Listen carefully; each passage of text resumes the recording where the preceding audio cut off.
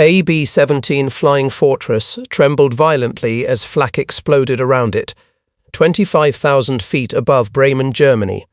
October 8, 1943.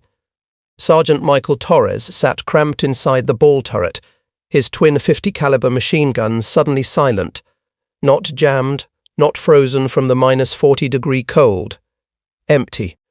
3 Focke-Wulf 190 fighters were closing fast from his sector, their 20mm cannons already flashing orange in the distance. Torres wasn't facing this nightmare alone. Throughout the formation, gunners in the 381st Bomb Group were making the same terrifying discovery. The waist gunners had maybe 50 rounds left between them. The tail gunner was completely out of ammunition. When those German fighters pressed their attack, half the defensive guns that should have been protecting the formation stayed silent. The outcome was swift and brutal. 2 B-17s went down in flames. Within 3 minutes, 34 men died or were captured because they'd exhausted their ammunition before running out of enemies. This wasn't some isolated incident. It was happening on almost every mission. By the fall of 1943, the Army Air Forces had calculated ammunition loads based on pre-war combat models, assuming fighter attacks would last maybe 10 or 15 minutes total. But over Germany, bomber formations were under continuous assault for over an hour, sometimes 90 minutes when missions took them deep into the Reich. Luftwaffe fighter pilots had learned that American gunners carried limited ammunition, so they developed a brutal tactic. Make multiple passes, force the bombers to shoot, then wait. When those 50s went quiet, close in for the kill. The standard B-17G carried approximately 11,000 rounds of 50-caliber ammunition distributed across 13 gun positions. Sounds substantial until you realize that a single 50-caliber machine gun fires between 750 and 850 rounds per minute. The mathematics are sobering. If every gunner fired continuously, the entire bomber would be defenseless in under 2 minutes. Gunners didn't fire continuously, of course. They fired in controlled bursts, desperately trying to conserve ammunition while still defending their aircraft. But during the Schweinfurt raid on August 17, 1943, gunners reported running completely dry, with 30 minutes still remaining in the target area. 60 bombers were lost that day. How many went down because they couldn't shoot back? The ammunition problem was killing experienced crews faster than enemy fighters could. A waist gunner named Eddie Walsh survived being shot down over France in September 1943. When he was debriefed after escaping back to England, he reported that his ammunition had run out 20 minutes before his aircraft was hit. He'd watched 5 different fighters make passes at his position, and all he could do was duck. His pilot, seeing multiple gun positions silent, tried to break formation for cloud cover. That's when they took the fatal hits. Walsh's bomber went down not because it was outgunned, but because it had literally run out of ammunition to put in those guns. By November 1943, the situation had become critical enough that mission planners were considering reducing bomber payloads to carry more ammunition. But that defeated the entire purpose of strategic bombing. You can't destroy German industry if you're carrying bullets instead of bombs. The 8th Air Force needed a solution immediately. Crews were starting to refuse missions, not out of cowardice but because they understood simple arithmetic. More ammunition meant more chances of coming home alive. Staff Sergeant Paul Bolker stood on the hardstand at Kimbolton Airfield, watching smoke rise from the wreckage of a B-17 that had crash-landed short of the runway. The pilot had managed to bring it back from Stuttgart, but 3 of his gunners were dead. Bolker was the senior armament technician for the 379th Bomb Group, which meant every gun malfunction, every ammunition problem, every mechanical failure was his responsibility. He'd been maintaining aircraft weapons since 1940, first on stateside training bases, then in England since January 1943. He knew these systems better than the engineers who designed them, and he knew they were killing his crews. The problem wasn't just ammunition quantity, it was the feed system itself. The standard setup used a flat segmented metal belt that fed cartridges from ammunition boxes mounted directly beside each gun. Simple, reliable, proven technology that worked perfectly fine on the ground.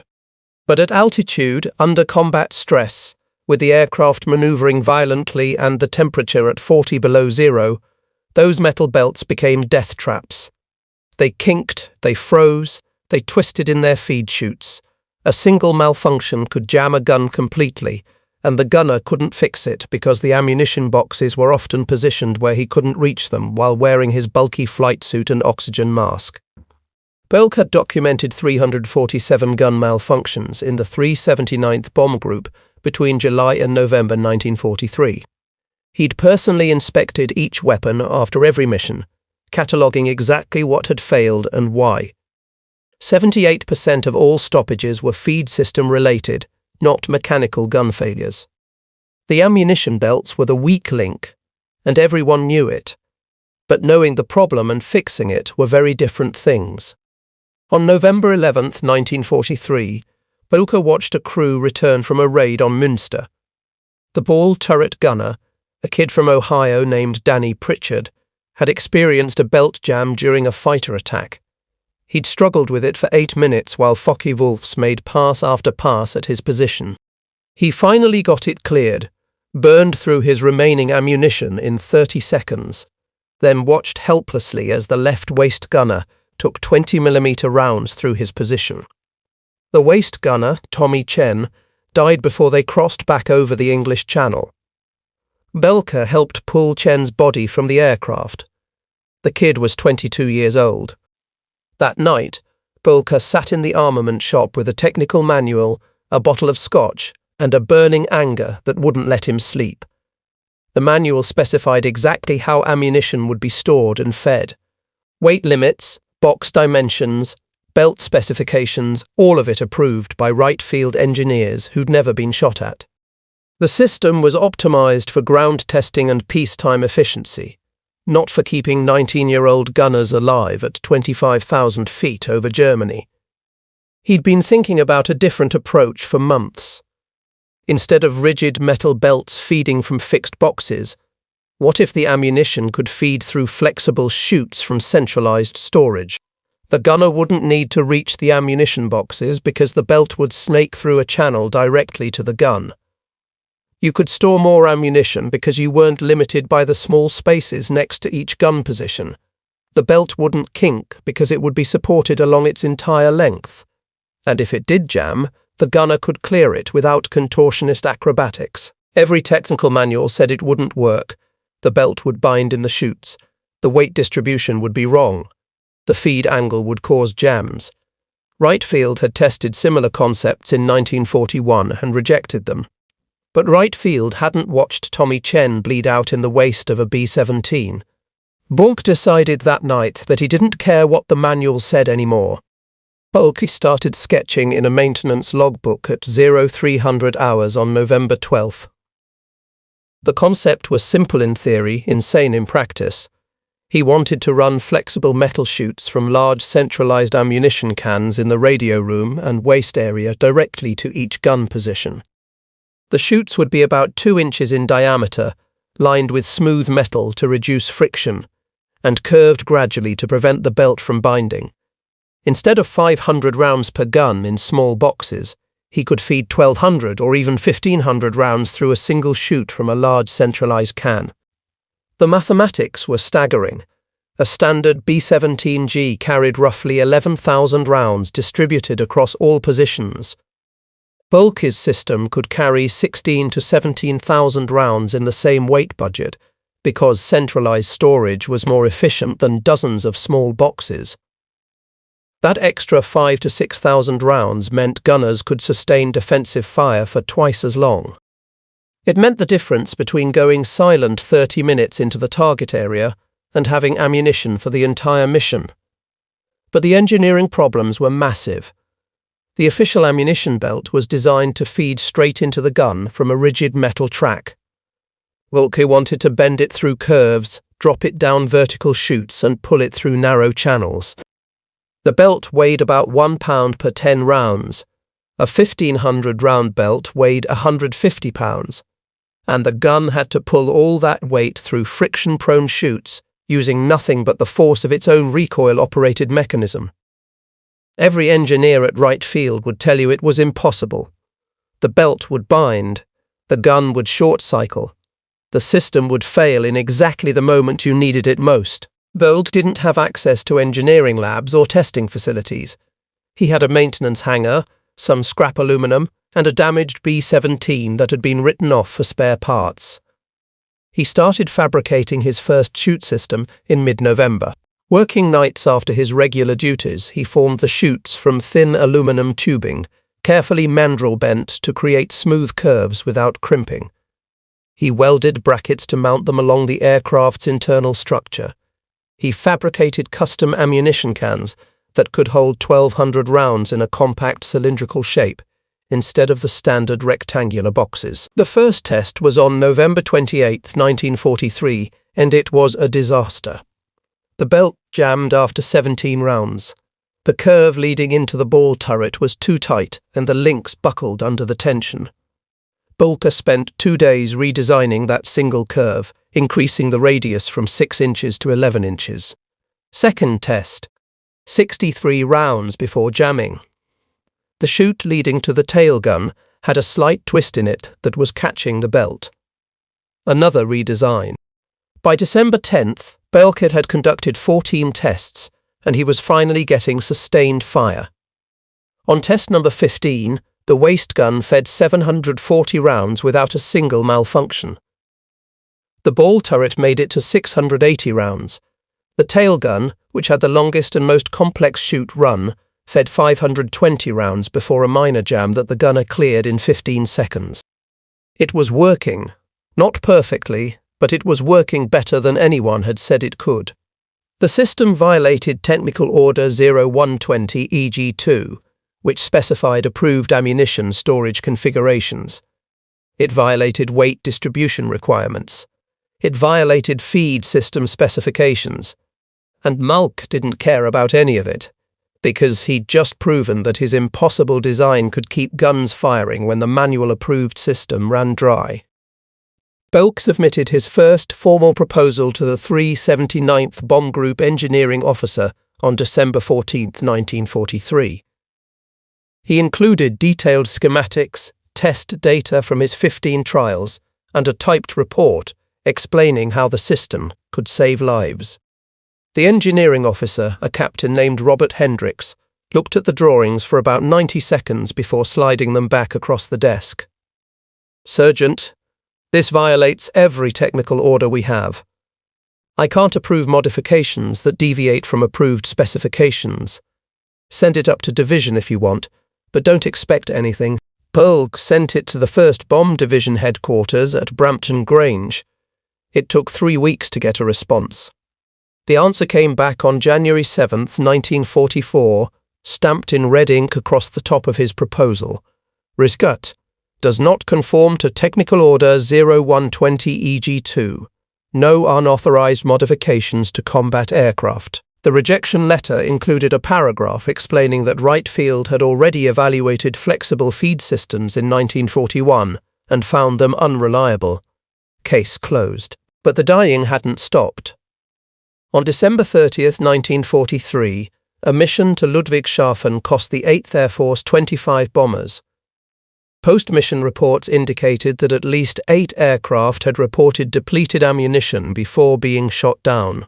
On January 11, 1944, during a raid on Oschersleben, gunners across multiple groups reported running dry with more than 40 minutes of fighter attacks still ahead. 34 bombers lost. Belker knew the numbers because he read every mission report he could get his hands on. Each one was another argument for his system, and each one was being ignored. He tried again in February, this time going through his group commander, Colonel Morris Preston. Preston had flown several missions himself and understood the ammunition problem intimately. He endorsed Belker's proposal and forwarded it to 8th Bomber Command headquarters with a strong recommendation for field testing. The response came back on February 22nd, rejected again. The reasoning this time was different but equally frustrating. Implementation of non-standard ammunition systems would create maintenance and supply complications across theatre. Standardization is essential for operational efficiency. Boelcke was watching men die to preserve paperwork efficiency. The official position was that his system might work, but it would be too complicated to maintain and too difficult to supply, because it required custom-fabricated parts. Never mind that Boelcke had already proven he could fabricate those parts in a maintenance hangar with basic tools. Never mind that maintenance complications meant absolutely nothing to a gunner facing a Messerschmitt with empty guns.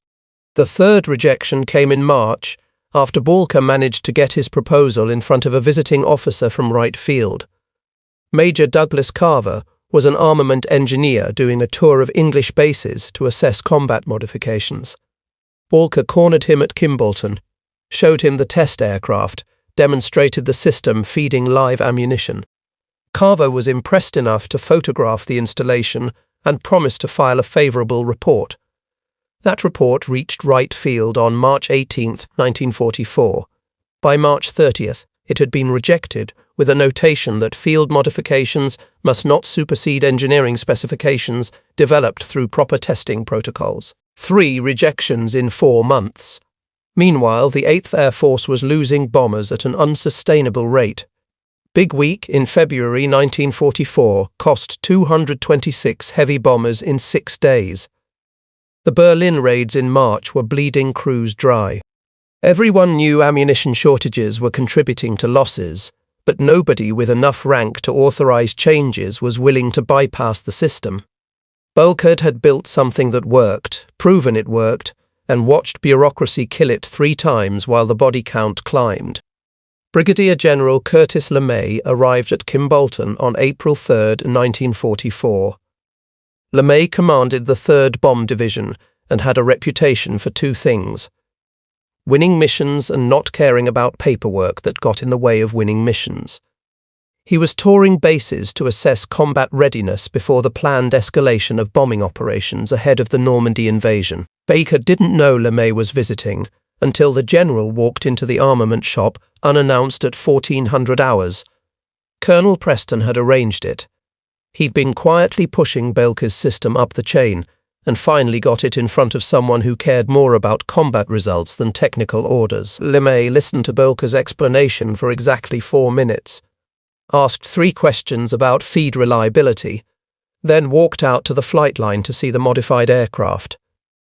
He watched Boelcke's crew run a live fire demonstration.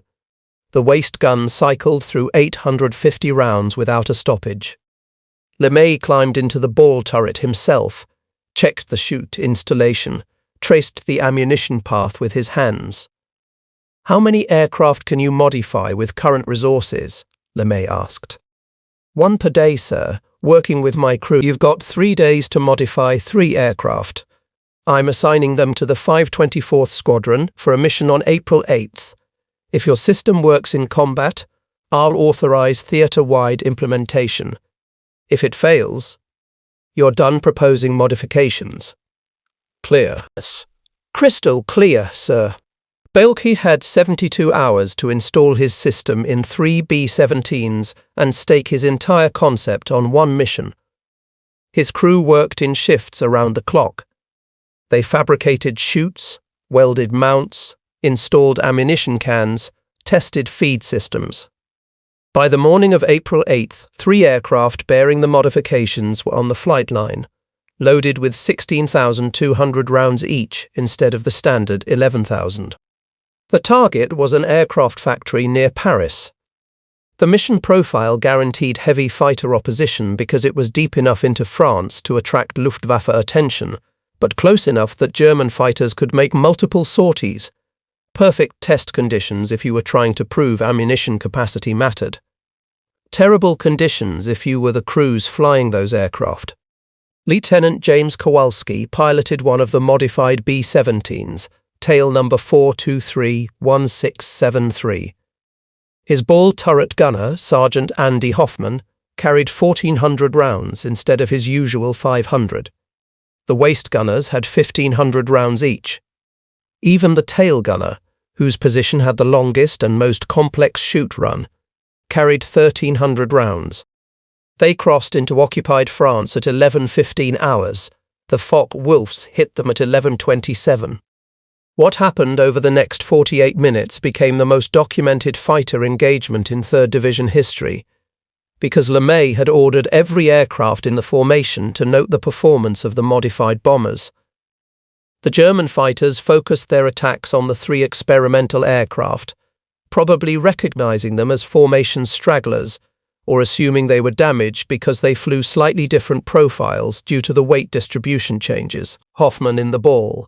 Turret fired 1,080 rounds during the engagement. His standard load would have run dry in the first 12 minutes. Instead, he kept firing, driving off repeated attacks from below. The waist gunners on all 3 modified aircraft reported the same experience. They fired freely, didn't conserve ammunition, and still had rounds remaining. When the fighters finally broke off near the French coast, one of the modified bombers had taken significant damage from flak, but made it home specifically because its tail gunner could suppress a pursuing Messerschmitt 109 long enough for friendly P-51s to intervene. All 3 aircraft returned to base. 0 ammunition-related malfunctions. Every gun had sustained fire capability throughout the entire engagement. LeMay was waiting on the hardstand when they landed. LeMay didn't wait for paperwork. He issued a verbal order on the hardstand at 16:45 hours on April 8th. Modify every B-17 in the 379th Bomb Group. You have 72 hours. I'm diverting maintenance personnel from the 303rd and 384th groups to help. Whatever parts you need, requisition them under my authority. I'll handle right field. He walked away before anyone could tell him it was impossible. Bolk certainly had a different problem. He'd spent 5 months trying to get permission to modify 1 aircraft. Now he had authorization to modify 63 bombers in 3 days. His small armament crew couldn't possibly handle that volume. They'd need fabricators, welders, sheet metal workers, and armourers from other units, all learning a system they'd never seen before while working on aircraft that had to be ready for combat operations. The first thing Bolker did was create an assembly line process. He designated 4 B-17s as templates and had his experienced crew install systems in those aircraft while training personnel from other groups watched and took notes. Each installation took approximately 14 hours of labour with an experienced crew. Bolker needed to get that down to 8 hours with partially trained crews working simultaneously on multiple aircraft. He broke the installation into 5 discrete tasks: chute fabrication, structural mounting, ammunition installation, gun interface modification, and system testing. 5 specialized teams per aircraft instead of 1 generalist crew. By midnight on April 8th, the Kimballton maintenance hangar was operating at full capacity. Welding arcs lit up the night. Metal saws screamed. Armourers crawled through aircraft interiors, drilling mounting holes and running chutes through the tight confines of gun positions. The 303rd Bomb Group sent 14 maintenance personnel. The 384th sent 9. Colonel Preston pulled strings and got additional welding equipment and aluminum stock delivered from a supply depot at Bovingdon. The chute fabrication became the bottleneck immediately. Each aircraft required approximately 48 feet of formed aluminum chute bent to precise curves and fitted with flanges for mounting. Bolke's original method involved careful manual forming with a mandrel and torch, which produced perfect chutes but took nearly 6 hours per aircraft. One of the borrowed fabricators, a technical sergeant named William Hayes from the 303rd, suggested a different approach. He built wooden forming jigs that could produce consistent bends without individual fitting. It wasn't as precise as Bolke's method, but it cut fabrication time to 90 minutes per aircraft, and the chutes worked just as well. By the afternoon of April 9th, they'd completed 17 aircraft. Bahulku was everywhere at once, checking installations, correcting mistakes, teaching techniques, solving problems.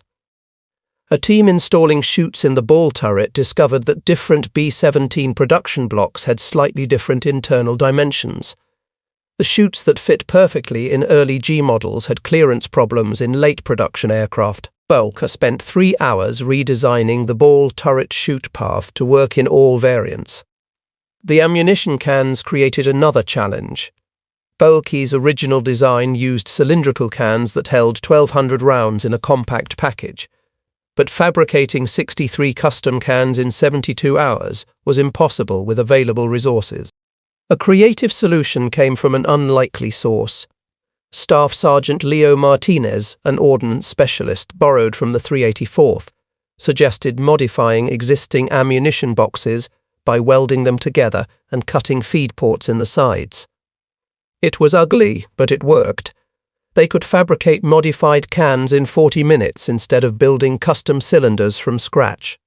Sleep became a luxury nobody could afford. Crews worked in 6-hour shifts, but most of the supervisors, including Melky, stayed awake for the entire 72 hours, fueled by coffee and benzodrine tablets from the flight surgeons. By the morning of April 11th, 58 aircraft had been modified. 5 more were in progress. The first large-scale test of Bureaucracic's system came on April 13, 1944. The target was the Messerschmitt assembly plant at Augsburg, deep in southern Germany. It was a maximum effort mission, with 643 heavy bombers assigned, including all 63 modified B-17s from the 379th Bomb Group. The Luftwaffe knew Augsburg was critical and defended it with everything they had. Intelligence predicted sustained fighter opposition from the initial penetration point all the way to the target and back. Exactly the kind of mission where ammunition capacity would matter. The formation crossed into German airspace at 10:48 hours. The first fighters appeared at 11:03, and they didn't stop coming. F-Echo 190s, Bf-109s, even some of the new Me-410 heavy fighters with 30mm cannons designed specifically to destroy bombers. The modified aircraft from the 379th were scattered throughout the formation, which meant their performance could be directly compared to standard B-17s flying in the same combat conditions. Lieutenant Robert Chen piloted B-17G serial number 423189, one of the modified aircraft. His ball turret gunner, Sergeant Eddie Walsh, was the same gunner who'd been shot down over France in September 1943 after running out of ammunition. Walsh now had 1,400 rounds instead of 500, and he was about to need every one of them. The fighters concentrated on the low squadron where Chen was flying, making repeated head-on passes designed to kill pilots and knock out the nose guns. Walsh's combat log, preserved in the National Archives, documents what happened over the next hour and 7 minutes. He engaged his first target at 11:13 hours, firing a 3-second burst at an FW-190, attacking from 5 o'clock low standard doctrine. At 11:07 Me-109s made a coordinated attack from 4 and 7 o'clock. Walsh fired on both, expending approximately 60 rounds. At 11:12, a damaged FW-190 tried to ram the aircraft. Walsh held the trigger down for nearly 8 seconds, firing 110 rounds and destroying the fighter at less than 200 yards range. Under the old system, Walsh would have been dry by 11:25 hours. He'd have fired roughly 480 rounds in 22 minutes, typical for sustained combat. Instead, he kept firing. At 11:31, he engaged 3 separate targets in under 2 minutes. At 11:45, he suppressed attacks on a neighbouring B-17, whose ball turret had been shot out. At 12:03, still over Germany with 30 minutes of flying time before reaching friendly territory, Walsh had fired approximately 1,150 rounds and still had 250 rounds remaining. Chen's bomber made it home. So did 58 of the 63 modified aircraft from the 379th. But the real story was in the comparison data. The 379th lost 5 bombers on the Augsburg raid, a loss rate of 7.9%. The other groups in the 1st Bomb Division, flying standard B-17s, lost 41 bombers out of 312 aircraft, a loss rate of 13.1%. The modified aircraft had nearly half the loss rate, despite flying in the same formation against the same opposition. Post-mission interrogation reports provided the critical details. Crews in standard B-17s reported ammunition depletion times ranging from 42 to 78 minutes into the mission. The mission total time was 182 minutes from takeoff to landing, with approximately 90 minutes under fighter attack. Most gunners were defenseless for the final 30 to 40 minutes of fighter contact. In the modified aircraft, only 3 gunners reported complete ammunition depletion, and all 3 had experienced mechanical malfunctions unrelated to the feed system. The difference was even more stark when examining damaged aircraft that made it home. Standard B-17s that survived typically had multiple gun positions out of ammunition and showed concentrated damage in sectors that couldn't return fire. Modified aircraft showed more evenly distributed damage because gunners could suppress attacks throughout the engagement. Fighters avoided aircraft that kept shooting back and concentrated on targets that went silent. The data convinced LeMay completely. On April 15, 1944, he issued orders to modify every B-17 in the 3rd Bomb Division, using Boelke's system. By May 1944, Wright Field had a problem. The organization that had rejected Boelke's design 3 times now had to explain why an unapproved field modification was being installed on hundreds of combat aircraft, with demonstrably superior results. They couldn't. On May 8, Wright Field issued Technical Order 0120 EG-49, which officially authorized flexible shoot ammunition feed systems based on field-proven combat modifications. They didn't mention Boelke by name. The technical order credited operational innovations developed by 8th Air Force maintenance personnel. But everyone in England knew whose system it was. The modification spread rapidly. By June 1944, the entire 1st Bomb Division was flying with Boelke's system. The 2nd Division started converting in July. Each division adapted the basic concept slightly, improving fabrication methods and refining shoot paths based on combat experience. By September 1944, approximately 2,100 B-17s in the European theatre had been modified. Loss rates attributable to ammunition depletion dropped to nearly 0. Gunners reported increased confidence and more aggressive engagement of enemy fighters because they weren't rationing ammunition for attacks that might come later. The Pacific Theatre took notice. In October 1944, Colonel Paul Tibbets, then commanding B-29 operations in the Marianas, requested detailed specifications for the shoot feed system. The B-29 carried even more ammunition than the B-17, but it also faced longer missions against Japanese fighters. If the system worked in Europe, it could work over Japan. By December 1944, B-29s of the 73rd Bomb Wing were being modified with adapted versions of Boelke's design. The installation was more complex because the B-29's pressurized compartments required special fittings, but the fundamental concept remained the same. Boelke himself received a promotion to Master Sergeant in June 1944 and the Legion of Merit in August. The citation credited him with developing an innovative ammunition feed system that significantly enhanced the combat effectiveness of heavy bomber operations. LeMay personally pinned the medal on him at Kimbolton. Boelke's response was characteristically blunt. "I didn't do this for a medal. I did it so kids like Tommy Chen could come home." The broader impact on bomber doctrine was profound. Pre-war tactical manuals assumed ammunition was a limiting factor in defensive operations.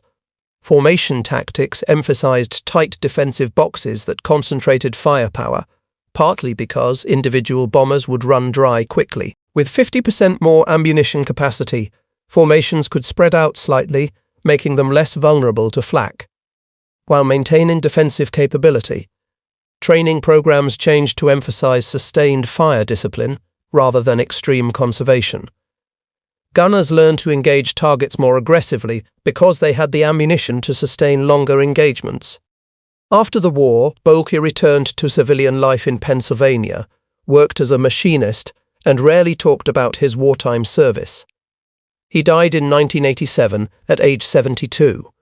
His obituary in the local paper mentioned he was a World War II veteran, but said nothing about the ammunition system. Most people who knew him had no idea he'd changed bomber warfare. But his innovation lived on. The flexible shoot-feed concept became standard on post-war bombers, including the B-50 and B-36. Modern aircraft like the B-52 use hydraulically powered linkless ammunition feed systems that trace their conceptual lineage directly back to Boelke's work. The fundamental insight that ammunition should flow to guns rather than guns being limited by adjacent storage became a foundational principle of aircraft armament design. How many lives did Boelke save?